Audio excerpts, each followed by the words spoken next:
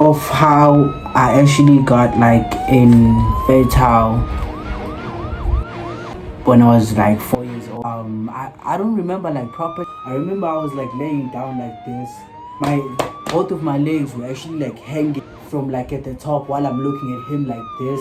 As soon as he jumped, like boom, I lost like my breath.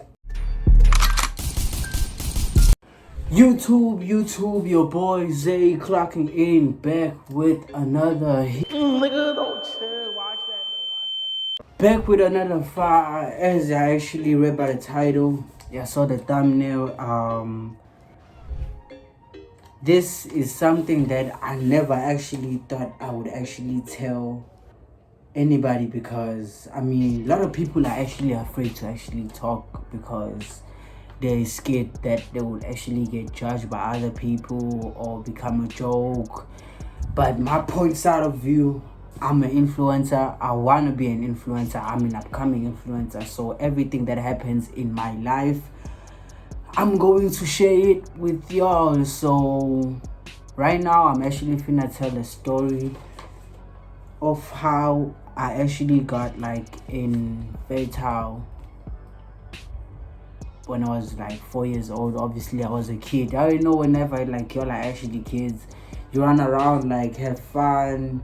That's actually what like every kid actually do. And me, my friends, my little brother, we used to wrestle and play WWE.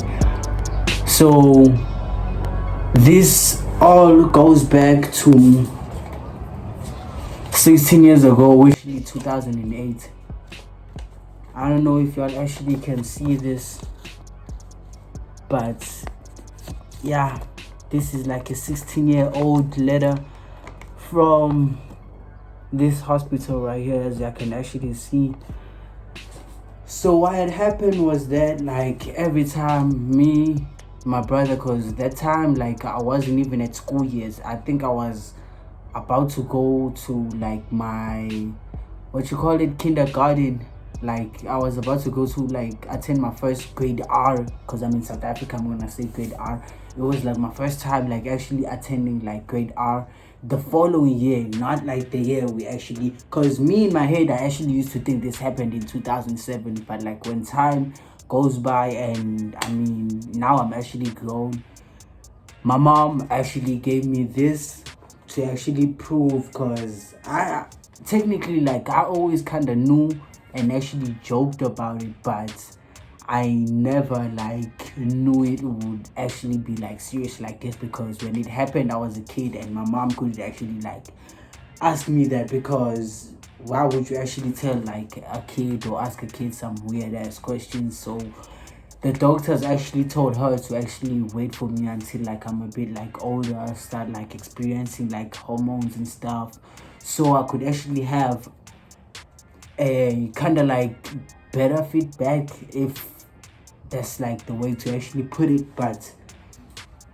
that's basically what actually like led to what's happening this day today, as I'm actually telling y'all. So what happened was that like I went around looking for help from people who are like prophets, pastors, and the clinics too, because I mean like my mom was like she had never seen something like this before, so in her head she's actually like traumatized, because at first time when this thing actually happened, like my balls were pink. I won't lie to you, they were swollen as fuck and were pink like the monkey's balls. So fast forward, like during the time where like my mom is actually seeking for help, then there was this like one person, I think it was like, I don't know, maybe it was like my auntie's manager or something. She was like the one who told her to actually like go look for help like at a private hospital, because she had like lost hope, because like she had lost hope. There's nothing, it's done, like I'm injured, like for reals. Because I remember when like I was admitted to the hospital, like I didn't know how to do nothing, bro. Like I was like I almost became like one of those people who are like actually using like the wheelchair to actually walk, because it was like very bad. And like another thing is that I'm just a kid at the time, and everybody is actually clueless, like why is this happening to like a 4-year-old. It would have been better if like I was like 13 and stuff, because maybe they would think like I did something. But at 4 years old, a kid is actually having like a swollen like a private part that's actually like having pain, like having problems and stuff. And my mom actually decided to actually take me to the hospital, which was like I think it's like Annie's hospital or something, I don't know, because it's like actually old. So when we got there, like they quickly like took me on like the x-ray and stuff to actually see if nothing is actually damaged like from the inside, because there's no one who actually had a clue about like what's happening but me. I'm the only one who actually knew. But guess what, I didn't say shit, because if I tell my little brother is gonna be like in trouble. He's the one who's gonna get into trouble and stuff, because I'm actually like fighting my demons right now. Like I'm actually hurt so bad, to a point where like I heard my mother like crying and stuff, because she was actually like hopeless, like I'm done. I've been looking for help and stuff, but nobody has like a clue what my baby has. So the doctors ran some tests and stuff, and sadly they were to actually find out like